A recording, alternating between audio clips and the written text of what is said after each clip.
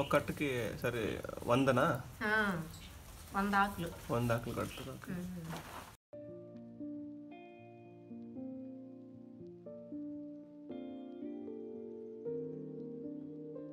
Hi, hello guys, welcome to another video from travel for channel.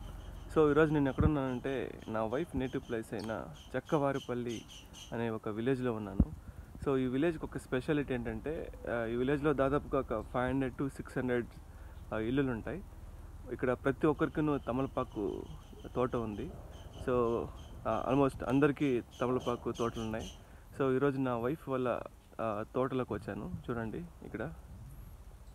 So నా wife వాళ్ళు కూడా ఒక 1/2 acre తమలపాకు తోట ఉంది. సో ఈ తమలపాకు తోట గురించి డీటెయిల్గా ఈ వీడియోలో మనం తెలుసుకుందాం. సో నేను ఈ వీడియో స్టార్ట్ చేసే ముందర మీకు ఒకటి చెప్పాలి. నేను ఎప్పుడు ఈ విలేజ్కి వచ్చినా కూడా ఈ ఆకు తోటలు చూసి సో దీని గురించి ఏదైనా ఒక వీడియో చేయాలి అని చెప్పి అందుకోసమనే నేను ఇక్కడ ఉన్న కొంతమందిని అడిగి కొన్ని డీటెయిల్స్ గ్యాదర్ చేశాను. సో నేను ఏది గ్యాదర్ చేశానో ఆ డీటెయిల్స్ గురించే ఈ వీడియోలో నేను మాట్లాడుతున్నాను. సో దయచేసి లాస్ట్ వరకు చూడండి. సో నేనేమైనా మిస్ చేసినా కూడాను మీరు దీన్ని కరెక్ట్ చేయొచ్చు. సో ఫస్ట్ మనం తమలపాకు తోటకి యూజ్ చేసే మట్టి గురించి మాట్లాడుకుందాం. తమలపాకు తోటకి ఇలాంటి మట్టే కావాలని ఏం లేదు, కానీ బాగా నీళ్లు పీల్చుకునే నార్మల్గా ఉన్న మట్టి ఉన్నా చాలు. నీళ్లు నిలిచిపోయే మట్టి కాకుండా నీళ్లు పీల్చుకునే మట్టి ఉంటే తోట బాగా పెరుగుతుంది. సో తోట హెల్తీగా ఉంటుంది. ఇంకా సీజన్ విషయానికి వస్తే తమలపాకు తోటకి పెద్దగా సీజన్స్తో ఏం పని లేదు. ఏ సీజన్లో అయినా కూడా ఆకులు వస్తూనే ఉంటాయి. సో త్రూఅవుట్ ద ఇయర్ మనం ఆకులు కోసుకోవచ్చు. అండ్ వర్షాకాలం అయితే ఆకులు ఎక్కువగా అండ్ బాగా పెరుగుతాయి. సో నీళ్ళు ఎక్కువ ఉంటాయి కాబట్టి. ఇంకా ఎండాకాలం మాత్రం తోటకి ఎక్కువ నీళ్ళు కావాల్సి వస్తుంది. సో మొత్తానికైతే ఈ ఆకు తోటకి సీజన్స్తో ఏం పని లేదు.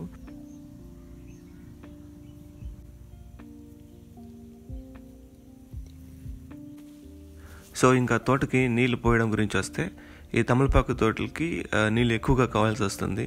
సో ఇక్కడ తోటకి నీళ్ళు ఎట్లా పరగడతారంటే నైట్ 12 గంటలకి అట్లా కరెంట్ లైన్ మారుతుంది. సో ఆ టైంలో వెళ్ళి తోటకి నీళ్లు పరగడతారు అనమాట.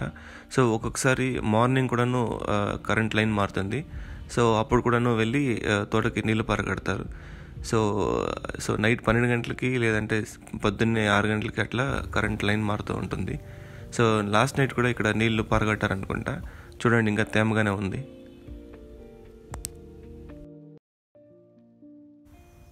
ఇంకా మెయింటెనెన్స్ గురించి వస్తే తోటకి సంవత్సరానికి ఒక 2-3 సార్లు ఎరువు అనేది తొలిస్తూ ఉండాలి. సో ఒక ఎరువు మూట వచ్చి దాదాపుగా ఒక 5,000 నుంచి 6,000 వరకు ఉంటుంది. సో అంతేకాకుండా సంవత్సరానికి ఒకసారి తోటకి మట్టి కూడా తోలించాలి.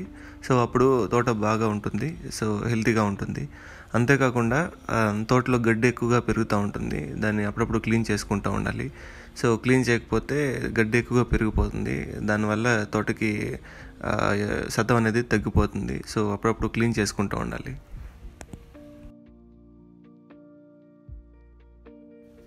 సో ఇంకా ఆకులు కట్ చేయడం విషయానికి వస్తే వీళ్ళ దగ్గర ఒక గోరు అనేది ఉంటుంది. సో ఆ గోరుతోనే కట్ చేస్తారు. సో చూడండి ఎలా కట్ చేస్తుందో. సో గోరుతో ఎందుకు కట్ చేస్తారంటే ఆకులు వాడిపోకుండా ఉంటాయి. సో డ్యామేజ్ కాకుండా ఉంటాయి కాబట్టి ఇలా గోరుతో కట్ చేస్తారు. చూడండి, కట్ చేసిన ఆకులు ఇలా ఉంటాయి. సో ఇంకా ఒకసారి కట్ చేసిన తర్వాత మళ్ళీ 20 days తర్వాత మళ్ళీ కట్ చేస్తారు. So 20 days or 25 days gap ఇస్తారనమాట. సో ఇలాగా సైడ్కి ఎక్కువగా పెరిగిన ఆకుల్ని ఇలా జమ్ముని యూజ్ చేసి పైకి కడతారు. అండ్ మళ్ళీ 1 yearకి ఒకసారి కిందున్న ఆకుల్ని కట్ చేసి పైన ఉన్న ఆకుల్ని కిందకి దించుతారు. అండ్ అంతేకాకుండా తోటలోకి ఎక్కువ ఆకులు ఉన్నప్పుడు తోటలోకి కూలి వాళ్ళని కూడా తీసుకుంటారు. సో వాళ్ళకి డబ్బులు వచ్చి 2 రకాలు ఉంటాయి. ఒకటి వచ్చి 400 rupees అండ్ 700 rupees. కింద ఉన్న ఆకుల్ని కట్ చేసిన వాళ్ళకి 400 rupees ఇస్తారు. అండ్ పైన ఉన్న ఆకుల్ని నిచ్చెన వేసుకొని కట్ చేస్తారు. సో ఇది కొంచెం కష్టంగా ఉంటుంది. సో అందుకోసమని 700 rupees ఇస్తారు.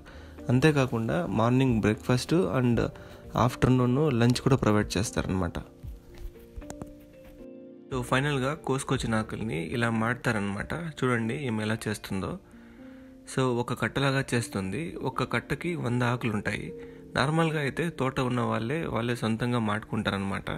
సో వాళ్ళకి తోటలో ఎక్కువ పని ఉండడం వల్ల లేదంటే ఆకులు ఎక్కువ ఉన్నప్పుడు సో వేరే వాళ్ళకి ఇస్తారనమాట. సో మాట ఇవ్వడానికి ఒక కట్టుకు వచ్చి 3 రూపీస్ ఛార్జ్ చేస్తారు. సో ఫైనల్గా మాటిన తర్వాత ఇలా గంపలో పెడతారనమాట. ఇంకా ఆకులు అమ్మడానికి ముందర ఇలాగ నీళ్ళలో తడిపి అమ్ముతారనమాట. సో ఎందుకు ఇలా చేస్తారంటే ఆకులు వాడిపోకుండా అండ్ ఫ్రెష్గా ఉండాలని ఇలా చేస్తారు. ఇంకా రేట్ విషయానికి వస్తే ఆకులు మాత్రం మార్కెట్లో చాలా తక్కువ రేట్లో పోతున్నాయి. సో అసలు వీళ్ళు అనుకున్న రేట్ కన్నా చాలా తక్కువ రేట్లో పోతున్నాయి.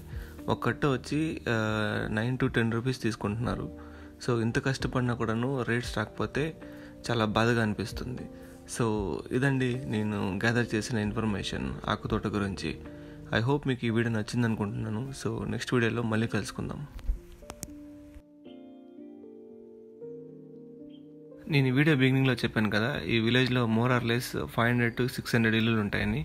సో చూడండి, పక్కనే ఉన్న చిన్న కొండపైకి ఎక్కి నేను ఈ వీడియో క్యాప్చర్ చేశాను.